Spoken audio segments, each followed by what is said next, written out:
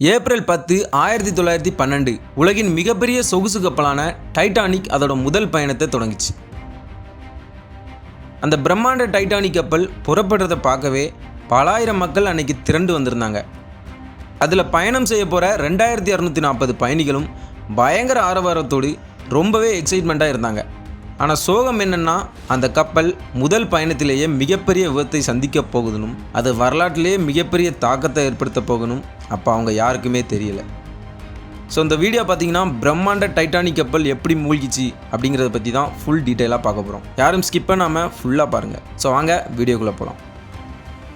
Titanic கப்பல் உருவாக்கப்பட்ட ஆண்டு 1909. அயர்லாந்தில் இருக்க ஹார்லாண்ட் அண்ட் உல்ஃப் அப்படிங்கிற ஒரு தலை சிறந்த கப்பல் கட்டும் நிறுவனம் டைட்டானிக் அப்படிங்கிற ஒரு பிரம்மாண்ட கப்பலை உருவாக்கணும்னு திட்டமிடுறாங்க. அது மட்டும் இல்லாமல் அந்த கப்பல் பயங்கர பாதுகாப்பானதாகவும் எந்த சூழ்நிலையும் மூழ்காத மாதிரியும் உருவாக்க நினைக்கிறாங்க. இது ஒன்றும் அவங்களுக்கு புதுசும் இல்லை. இது வரைக்கும் அவங்க 500க்கும் மேற்பட்ட கப்பல்களை சக்ஸஸ்ஃபுல்லாக உருவாக்கியிருக்காங்க. அப்படி இருக்க பட்சத்தில் இப்போ உருவாக்க போகிற டைட்டானிக் கப்பல் முழுக போகுது அப்படிங்கிறத அவங்க கொஞ்சம் கூட எக்ஸ்பெக்ட் பண்ணவே இல்லை. அண்ட் இந்த கப்பலை விலைக்கு வாங்கி பிஸ்னஸ் பண்ண போகிற ஒயிட் ஸ்டார் கம்பெனியும் சரி, அந்த கப்பலை ஓட்ட போகிற 40 வருஷம் எக்ஸ்பீரியன்ஸ் உள்ள கேப்டன் ஸ்மித் கூட இந்த கப்பல் மூழ்கும் அப்படிங்கிறத கொஞ்சம் கூட எக்ஸ்பெக்ட் பண்ணவே இல்லை. சரியா 1909 ஜனவரியில் ஹார்லாண்ட் அண்ட் உல்ஃப் கம்பெனி கப்பலோட கட்டுமான பணியை தொடங்குறாங்க. சுமார் 2000 மேலர்களை வச்சு 26 மாதங்களில் கப்பலை முழுவதுமாக கட்டி முடிக்கிறாங்க. அந்த கப்பலுக்கு டைட்டானிக் அப்படிங்கிற பேரும் வைக்கிறாங்க. கப்பல் கடலில் மிதக்க தயாராக இருக்குன்னு தெரிஞ்ச உடனே அந்த கப்பல் விலைக்கு வாங்கின ஷார்லாண்ட் கம்பெனி அவங்களோட பிஸ்னஸ் ஸ்ட்ராட்டஜியை யூஸ் பண்ண ஆரம்பிக்கிறாங்க. குறிப்பாக அவங்க அந்த கப்பலை விளம்பரம் பண்ண விதமே இது அன்சிங்கபிள் கப்பல், அதாவது மூழ்க முடியாத கப்பல் அப்படிங்கிறத மக்களுக்கு விளம்பரப்படுத்துகிறாங்க.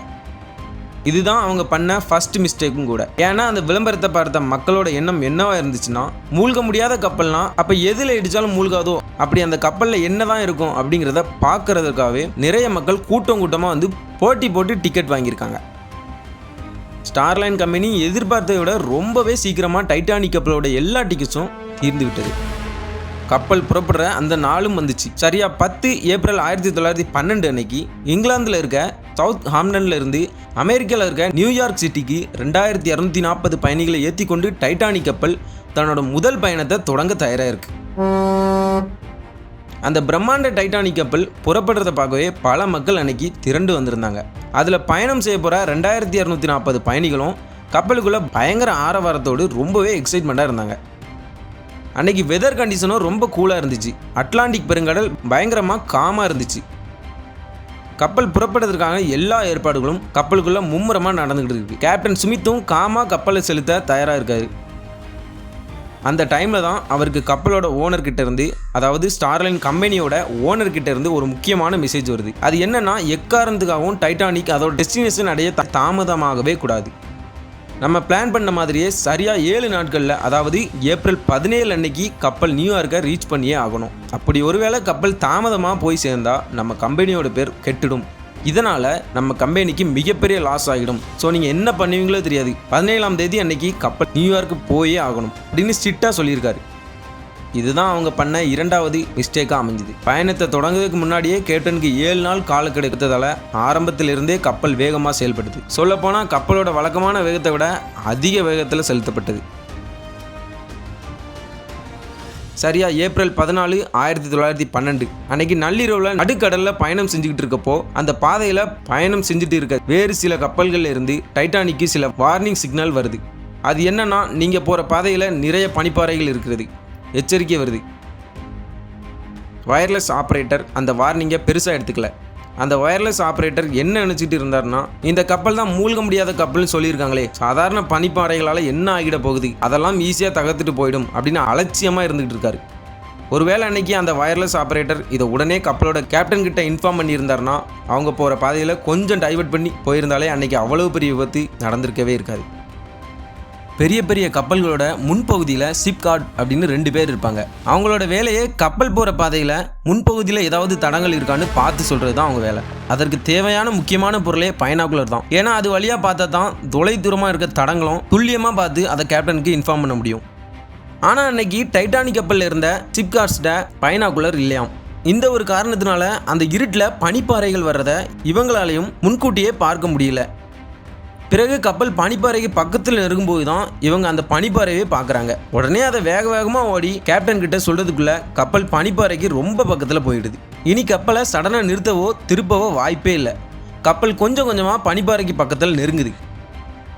ஆனால் அப்போ கேப்டன் ஸ்மித் என்ன நினச்சாருன்னா, அவருமே நம்ம கப்பல் மூழ்க முடியாத கப்பலாச்சே, இந்த சின்ன பனிப்பாறையை ஈஸியாக தகர்த்துட்டு போயிடும் அப்படின்னு நினச்சிக்கிட்டு இருந்தார். ஒரு கட்டத்தில் அந்த கப்பல் பனிப்பாறைக்கு ரொம்ப பக்கத்தில் நெருங்கும் போது தான் அந்த பனிப்பாறை எவ்வளவு பெருசு அப்படிங்கிறது அவங்களுக்கே தெரிய வருது. உடனே கப்பல் திசையை திருப்ப முயற்சி பண்ணுறாங்க. ஆனால் எவ்வளவு முயற்சி பண்ணியும் கப்பல் பனிப்பாறை மேலே இடிச்சிருது. இடித்த வேகத்தில் பனிப்பாறை தூள் தூளாக சிதறுது.